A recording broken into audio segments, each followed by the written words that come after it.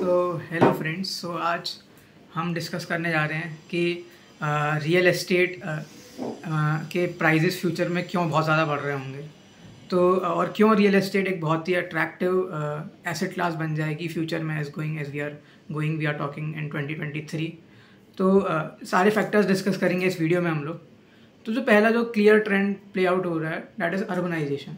तो हम जानते हैं कि गांव कस्बों से लोग छोटे शहर में और छोटे शहर से लोग बड़े शहरों में अल्टीमेटली होता है। ये अर्बनाइजेशन हमेशा से प्ले आउट हुआ है, लेकिन अभी बहुत रैपिड हो गया है।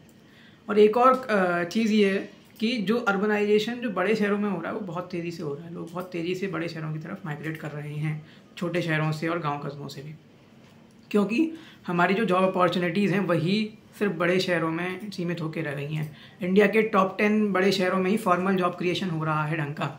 आपके टॉप 10 कौन से हो गए? आपके 4 मेट्रो सिटीज़ हो गए, दिल्ली, मुंबई और आपका कोलकाता और चेन्नई, और इसके अलावा आपका गुड़गांव और आपका बेंगलोर, हैदराबाद और अहमदाबाद, पुणे और आपका जयपुर। तो ये टॉप 10 शहर हैं इंडिया के। इन्हीं में ही फॉर्मल जॉब क्रिएशन हो रहा है। जितनी भी न्यू एज जॉब्स हैं, चाहे वो IT की हुई या फिर मैन्युफैक्चरिंग की हुई, सर्विस बेस्ड हुई, सारी की सारी बड़े शहरों में हैं। छोटे शहरों में नौकरियां हैं बट वो इनफॉर्मल नौकरियां या फिर आपकी गवर्नमेंट जॉब्स हैं, बट फॉर्मल प्राइवेट जॉब्स नहीं हैं उनमें। दूसरा जो यार ट्रेंड है that is relating to the demographics जो इंडिया की चेंज हो रही है और जो शादी मार्केट जिस तरीके से चेंज हो रहा है।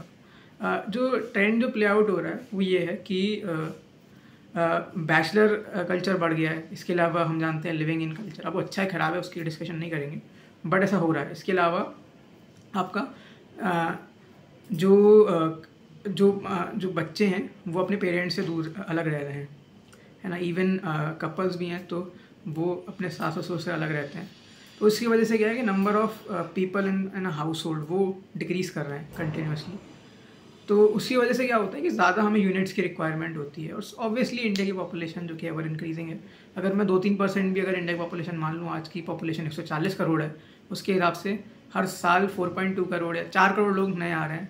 अगर मैं 4 लोगों को एक फैमिली में मानूँ, एक यूनिट में मानूँ, जिनको एक यूनिट चाहिए होगी, तो 1 करोड़ नई यूनिट हमें हर साल चाहिए। तो अगले 5 साल में 5 करोड़ यूनिट। हम जानते हैं कि जो भी प्रोजेक्ट्स लॉन्च होते हैं उनको 5 साल का पूरा टाइम लग जाता है कंस्ट्रक्शन वगैरह में। तो सोचिए एक साइकिल, एक जो कंस्ट्रक्शन साइकिल आएगी उसमें आपको सोचिए 5 करोड़ यूनिट्स की रिक्वायरमेंट है। तो 5 करोड़ यूनिट्स आज लॉन्च होंगी तो 5 साल में जाकर आपको मिल रही होंगी, और वो 5 साल में आपकी 5 करोड़ की रिक्वायरमेंट है।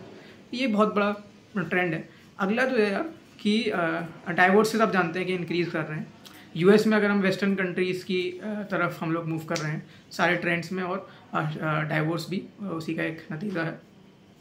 अब हम जानते हैं कि US हो गया, वेस्टर्न कंट्रीज हो गई, वहाँ पर 33%, 40%, 50% ऐसे डाइवोर्स रेट्स रहते हैं। इंडिया में बहुत हिस्टोरिकली हो रहा है, लेकिन वो ट्रेंड पिकअप कर रहा है, वो इंक्रीज़ कर रहा है। बड़े शहरों में तो बहुत कर रहा है, छोटे शहरों में भी कर रहा है। तो उसके चक्कर में क्या है कि जब भी डाइवोर्स होता है वो इकोनॉमिकली बहुत अच्छा होता है। क्यों होता है? बिकॉज कंजप्शन ज़्यादा होता है। आप खुद सोचिए कि जब डाइवोर्स होके वो अलग हो जाते हैं तो उनको अलग यूनिट्स की रिक्वायरमेंट होती है, चाहे घर हो गई, उनको नया TV, अगर पहले एक TV यूज़ करते 2 TV चाहिए, एक वॉशिंग मशीन यूज़ करते 2 वॉशिंग मशीन चाहिए। तो आप समझ सकते हैं, एक्स्ट्रापोलेट कर सकते हो उसको कि रियल एस्टेट की यहाँ से डिमांड पुश फैक्टर्स आ रहे हैं ना। हम डिस्कस करते हैं ना, किसी चीज़ का प्राइस बढ़ रहा है, उसको अगर हम ऐसा मतलब कंज्यूमरी चीज़ माने रियल एस्टेट को, तो इन्फ्लेशन 2 तरीके से होता है। एक हमारा डिमांड लेड होता है, एक हमारा सप्लाई लेड होता है। डिमांड लेड मतलब कि डिमांड बढ़ रही है, सारे फैक्टर डिमांड को बढ़ा है। सप्लाई में बता रहा हूँ, सप्लाई भी लिमिटेड ही है। वैसे ये जो सप्लाई लिमिटेड वाला फैक्टर वैसे नहीं है कि इंडिया में जगह की कमी है ना। इंडिया में जगह की कोई कमी नहीं है। इंडिया का total area 3.2 million square kilometre square है, और मतलब एक फैक्टर रहता है कि इतनी बहुत जगह, मतलब हम कहते हैं 140 करोड़ लोग हैं, कंट्री छोटी है। कंट्री छोटी नहीं है, कंट्री में कुछ पोर्शन है, अर्बन पोर्शन वो बहुत क्राउडेड हो गए, बाकी तो कंट्री में बहुत जगह है। तो वो जो मैं कह रहा हूँ ना, पूरी जो कंसंट्रेशन आएगी वो उन अर्बन सेंटर्स में आएगी। वो 10 टॉप के 10 शहर जहाँ पर इकोनॉमिक एक्टिविटी हो रही है। रियल एस्टेट का एक्चुअल जो वैल्यू है वो ज़मीन नहीं है। ये इतनी मैं बहुत ही थॉट प्रोवोकिंग बात कर रहा हूँ कि रियल एस्टेट का रिलेशन ज़मीन से नहीं है। उस ज़मीन के आसपास क्या इकोसिस्टम चल रहा है, कि क्या वहाँ पर किस तरीके की फैसिलिटीज़ हैं, एमिनिटीज़ हैं आपकी, किस तरीके की ट्रांसपोर्ट फैसिलिटीज़ हो गई, आपकी एजुकेशनल फैसिलिटीज़ हो गई, मॉल्स हो गए, इकोनॉमिक एक्टिविटी हो गई, जॉब्स हो गई। जहाँ पे ये पूरा इकोसिस्टम होता है वहाँ पर आपके रियल एस्टेट के प्राइसेस ऊपर जाते हैं। क्यों? बिकॉज इन जगहों पर रेंट्स बढ़ जाते हैं, और रेंट्स एक रियल फैक्टर है रियल एस्टेट प्राइस को कवर करने का। बिकॉज फिर आप बैकवर्ड कैलकुलेशन कर सकते हो कि रेंटल यील्ड मेरी इतनी % होगी तो अपने प्राइजेस इतने होने चाहिए, वहाँ से कैलकुलेशन आ जाती हैं। ठीक है, फिर जो अगला जो चीज़ है दैट इज़ जो तगड़ा इन्फ्लेशन हो रहा है ना।